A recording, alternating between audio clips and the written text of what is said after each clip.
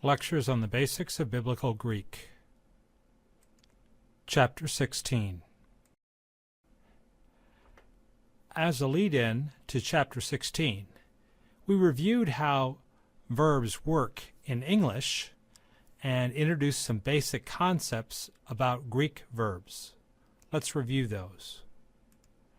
As in English, so in Greek, verbs agree with their subjects in person and number. So, for example, if the subject is third person singular, the verb will be third person singular. The only exception is neuter plurals, which take singular verbs. Just as in English, so in Greek, through the verbal action, person and number are identified. Greek has first, second, and third person, singular and plural.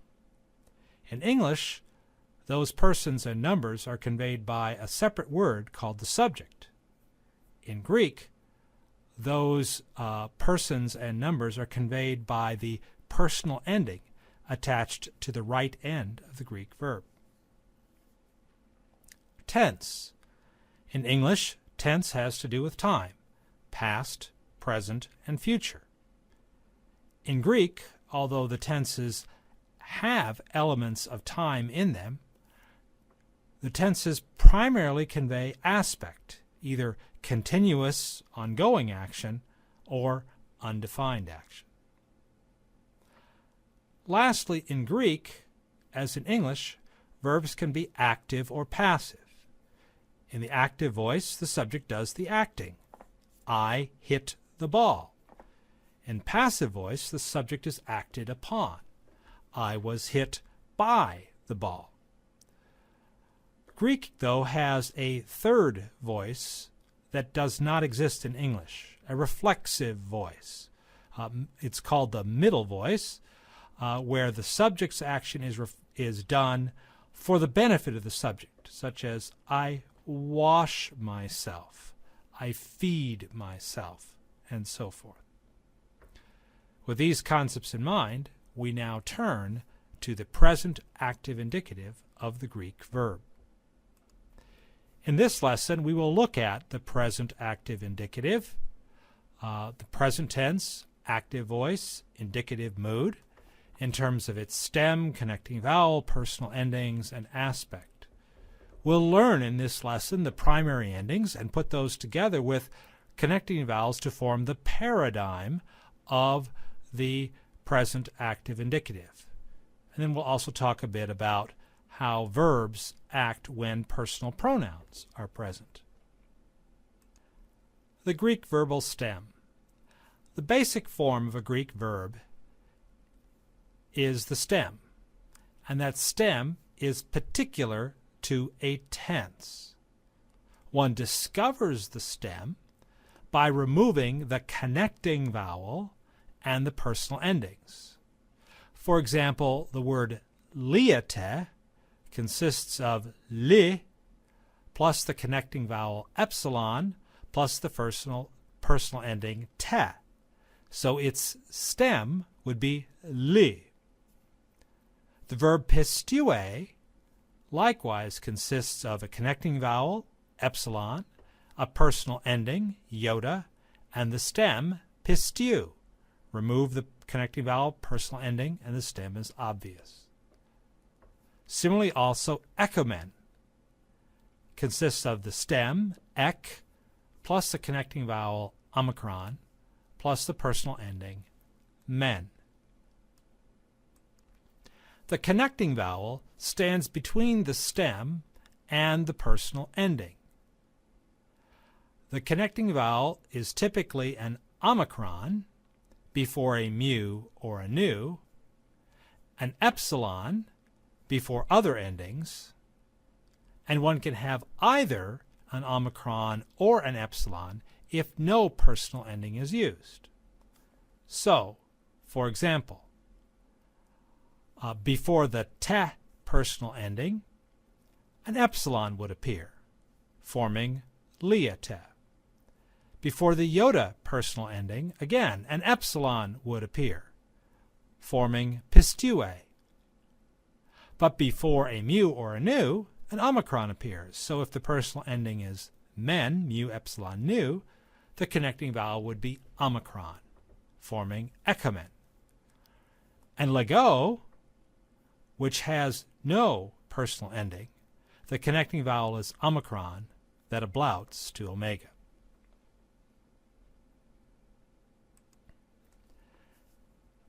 In Greek, there are 6 personal endings. In English, these are conveyed by pronouns or nouns, but they are part of the verb in Greek. There's the first person singular, I, second person singular, you, and we do need to indicate whether the you is singular or plural in Greek. The third person singular, he, she, or it. The first person plural, we. The second person plural, you. And the third person plural, they. Again, these endings are added to a Greek verb. So if all you have is the Greek verb, you can still tell much about the subject. In this lesson, we are considering the present indicative active. The present indicative is action typically in the present. It can be continuous, such as I am studying, or it can be undefined. I study. The context will tell the difference. Generally, though, present forms tend to stress continuous action. We turn now to the primary endings. The present active indicative uses the primary active endings. Primary active endings will be used on some other verb forms as well, but they are used for the present active indicative. The first person singular primary active ending is nothing. There isn't one. The second person singular is a sigma. The third person singular is a iota. The first person plural is mu, epsilon, nu. The second person plural is te. And the third person plural is nu, sigma, iota. So if the ending is nothing, the first person singular is used with the verb I. If the ending is sigma, the second person singular, you. If the ending is iota, the third person singular, he, she, or it. If the ending is mu, epsilon, nu, the first person plural, we. If the ending is tau, epsilon, the second person plural, you plural. If the ending is nu, sigma, iota, then the third person plural, they. The primary active endings are one of 4 sets of verbal endings. So we're going to learn over the course of this semester and next, we're going to learn 4 sets of 6. And these are the endings for the indicative verbs. Let's put it all together and see what the paradigm looks like. The first person singular consists of the stem. We will use the stem le from Leo, since it's an easy one, plus a connecting vowel, omicron, in front of a situation where there is no ending. The connecting vowel lengthens or ablouts, so the completed form is Leo, and that form would be translated I am loosing or destroying. The second person singular form consists of the stem, le, plus epsilon, the connecting vowel when there isn't a mu or a nu, and a sigma. However, most grammarians think that earlier the ending was actually sigma iota, and that sigma dropped out and came back in. So the form would have been li sc, morphing to li a, and then morphing again to li ace. So our completed form is li ace. It's best to think of the connecting vowel as ablouting, lengthening somewhat. Second person singular. You singular are loosing or destroying. From now on, it gets a bit easier, at least for the next 3 forms. The third person singular, the personal ending is iota. Added to an epsilon, Remember omicron before nu and mu and nu, epsilon before other forms, yields the form lie, which should be translated he, she, or it is loosing or destroying. The first person plural consists of the personal ending mu, epsilon, nu, plus the connecting vowel omicron, which is used before mu or nu, and the stem li. Our form is liamen, and it's translated we are loosing. Notice how the personal ending is part of the verb in all of these cases. The subject is present in the verb through the personal ending. The second person plural is equally easy. The personal ending is tau epsilon. That's second person plural. The connecting vowel is epsilon because that's the vowel that occurs before all other letters except mu and nu, and the stem is li. So liate would be translated you plural are loosing or destroying.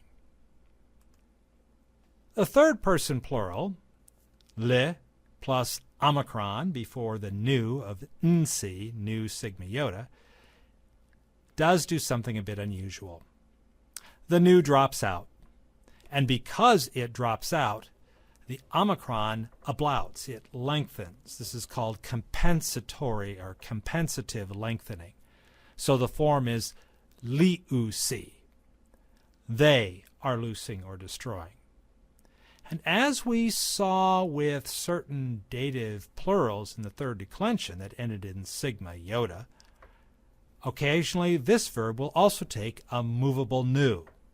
It does not change the translation of the form, but it will occur there in certain circumstances.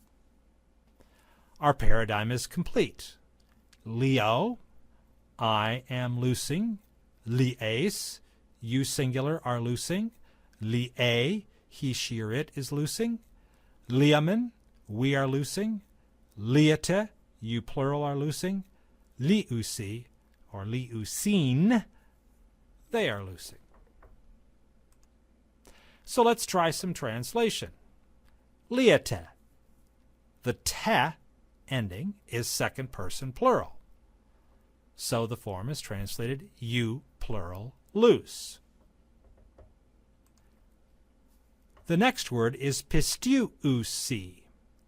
The usi ending, notice the lengthened connecting vowel from omicron to omicron upsilon, making up for the dropped out nu, nc. Nc is third person plural. They believe. The third form is blepes. The sigma ending is u singular. The connecting vowel epsilon has ablouted to epsilon iota. The form is translated u singular c. Akue, the iota is the third person singular. Epsilon is the connecting vowel. He, she, or it hears. And for our last example, ekamen. Ek plus omicron, connecting vowel, plus mu, epsilon, nu, the personal ending for the first person plural. We have, or we hold. The verb can be translated either way. Lastly, consider a couple of notes about verbs with personal pronouns. As we have learned before, if a personal pronoun in the nominative is present, it tends to double or emphasize the subject. Since I is already present, the first person singular, in blepo, adding ego doubles the I see, or I myself see, or I see. It's emphatic. But when the third person pronoun occurs, since he, she, it of the third person is somewhat vague, that third person pronoun can help clarify whether the subject is he, she, or it. In the example aute akue, akue could be translated he, she, or it hears. But with aute, it's she, herself, hears. Let's review the lesson. In this lesson, we have focused on the primary active indicative of the Greek verb. We've learned how to identify the stem by removing the connecting vowel and personal endings. We've noted the two connecting vowels, omicron, which appears before personal endings beginning with mu or nu, and epsilon, which occurs before other personal endings. We've learned the personal endings, so that both person and number are actually conveyed by the verb. And we've talked about aspect, the primary focus of a Greek verb, on type of action rather than time of action. So the present is more about continuity than it is about present time. We then moved to the primary active endings, learning that particular set of 6, one of 4 sets of 6 personal endings that we'll need to do all the forms of the Greek indicative verb. We then put stem plus connecting vowel and primary active endings together to form the paradigm of the present active indicative: leo, lies, liae, liamen, liate, liusi. And lastly, we noted how verbs act when personal pronouns are also present in the sentence, seeing as the personal ending conveys person and number also. It can be for emphasis, or it can be to clarify the gender of the subject. That's the lesson. Thanks.